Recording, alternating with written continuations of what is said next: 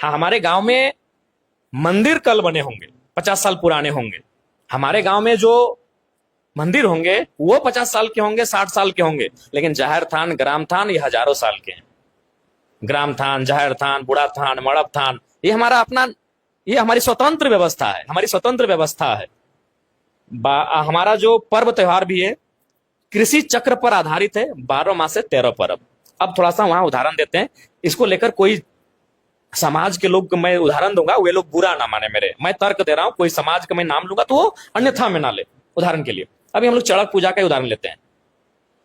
उसमें जो हम लोग कांटा छिड़ाते हैं या जो पर्व करते हैं, हमारे ठीक बगल में ब्राह्मण समाज के लोग रहते हैं, हमारे ठीक बगल में भूमिहार समाज के लोग रहते हैं, हमारे ठीक बगल में राजपूत समाज के लोग रहते हैं, हमारे ठीक बगल में बनिया समाज के लोग रहते हैं, हमारे ठीक बगल में और अन्य समाज के लोग रहते हैं। वो कांटा छिड़ाते हैं? नहीं। जाइए उनका गांव में दिखाई तो भक्ता पर्व होता है। ये हमारी निजी आइडेंटिटी है, ये हमारी ऑटोनोमस व्यवस्था है, जिसमें हम, ये हमारी स्वतंत्र पहचान है।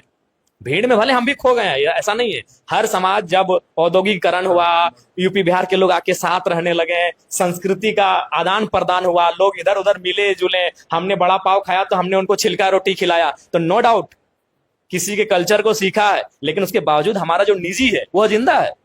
आप दिखाइए किसी भी भूमिया समाज के गांव में कि वो चड़क पूजा भक्ता खूटा गाड़ते हैं, किसी ब्राह्मण समाज के गांव में दिखाई कि वो भक्ता खूटा गाड़ते हैं, किसी राजपूत समाज के गांव में दिखाई कि वो भक्ता खूटा गाड़ते हैं। वो वहीं होता है इस क्षेत्र में जहां कुर्मियों की बहुलता है। उनके साथ कुछ ओबीसी और दलित लोग उस पूजा को करते हैं, लेकिन तभी करते हैं जब बहुलता कुर्मी समाज की है। अभी टूसू आएगा, अंत में जो पर्व आएगा वो टूसू आएगा। आप टूसू को देखिएगा, मैक्सिमम कुर्मी समाज करता है। वो हमारे निजी पर्व, निजी, वही हमारी आइडेंटिटी है, वही हमारी जो बोलते हैं ना डिस्टिंक्ट कल्चर, विशिष्ट संस्कृति। तो टूसू हमारी विशिष्ट संस्कृति है।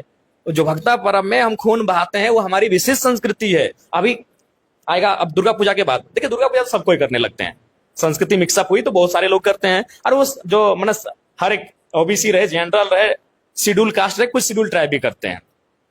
हालांकि उनका प्रकृति पूजक है, लेकिन साथ में रहे तो करते हैं। लेकिन ठीक बाद में आता है आपका सोहराय, वह मूल रूप से कुर्मी करते हैं।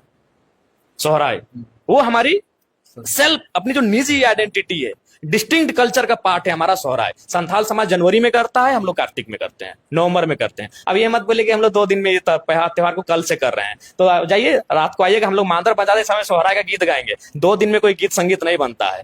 जो लोक गीत होते हैं, लोक परंपरा होते हैं, लोक व्यवहार होता है, वो 2 दिन में नहीं बनता है, वो हजारों सालों में बनता है।